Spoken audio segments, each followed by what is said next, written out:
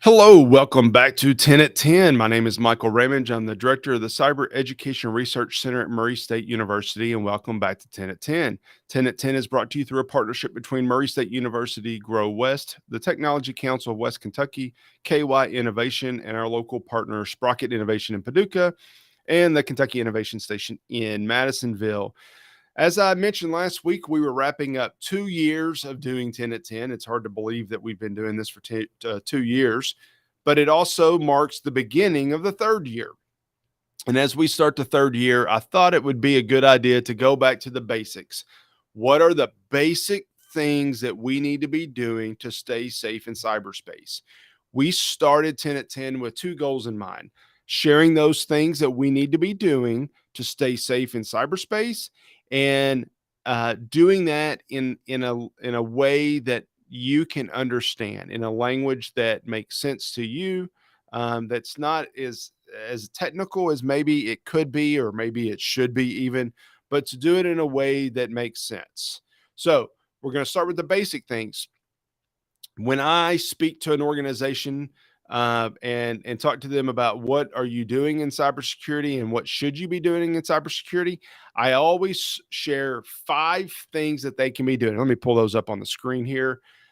Create a security policy, improve your passwords, improve user education, audit against policy and regulations, and implement security technologies. Over the next month or so, I want to highlight each of these areas and talk about what is it in each of those areas that we should be doing to make our organizations, our businesses, our families, ourselves safer in cyberspace. I think there's something in each of those 5 areas that we could be doing that we could stay a little safer. So I want to talk about those. Today, I want to highlight security policy. Let me say, of all the 5 things that were on that list, security policy is the least exciting, the one we don't want to do, the one we hate. But it is really important. And here's why. If we are going to have a security strategy, which ideally we create a strategy for our organization, then we need to know what we're doing.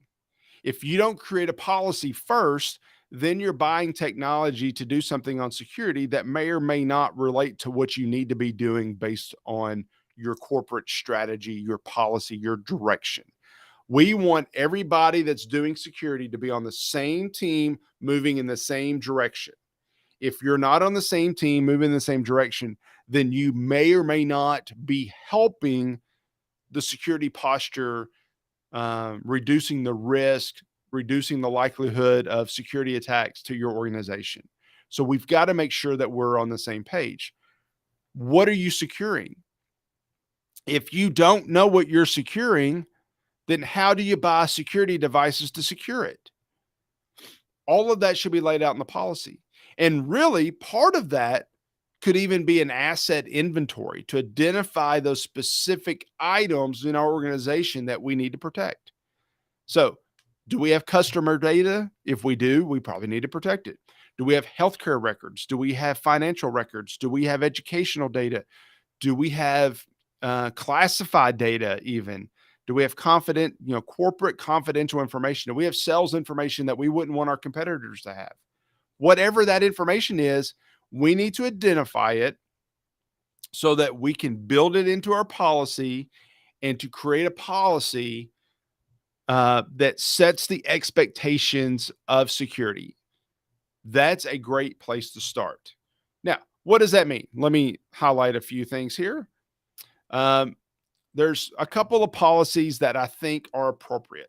And what's appropriate for your organization is going to be different than my organization and different from somebody else's. So let me say that you should start off by creating all of the appropriate policies. Now, this sounds complicated. It sounds hard.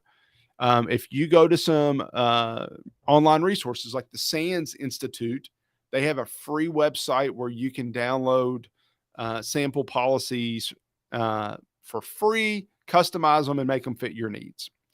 But data privacy is a big deal right now. and it's only going to become more important.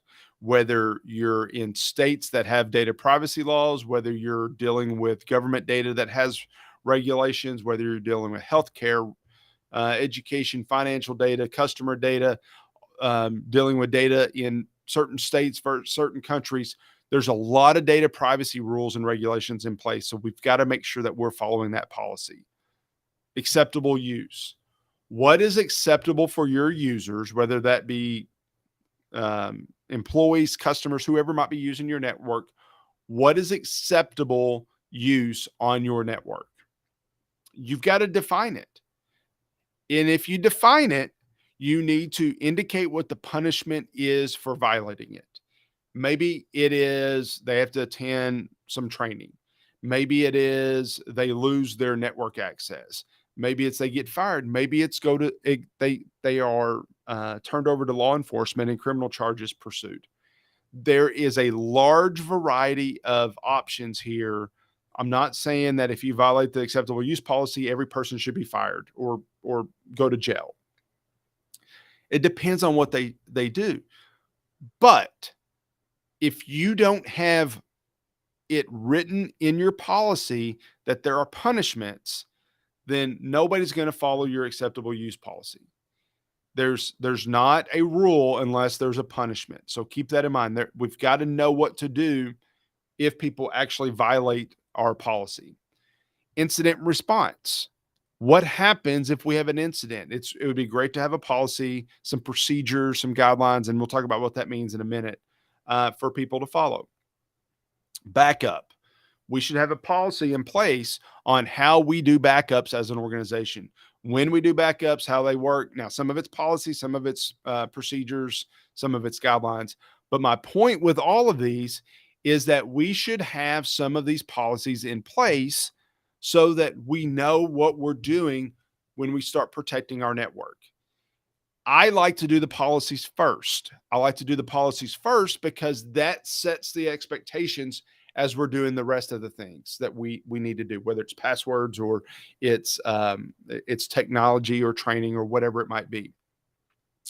Depending on your organization, maybe you allow devices, like this phone here, it's my phone, but it's on our university network.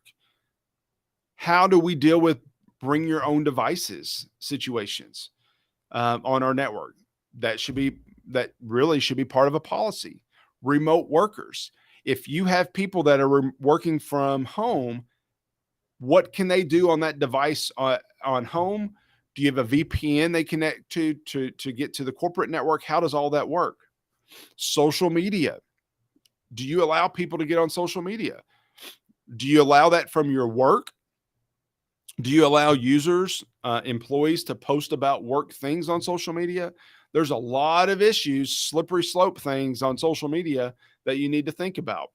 You might have drug alcohol policies. You might have workplace safety policies. Some of these are outside the scope of just IT and security, but social media, for example, there is so much data that can be mined about your employees from social media that can help a hacker break into your network.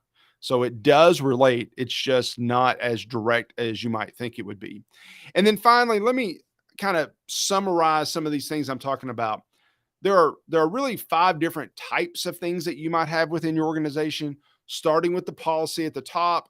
That's the general management statements. Once you set those up, they're not going to change very often. Below that, there are standards.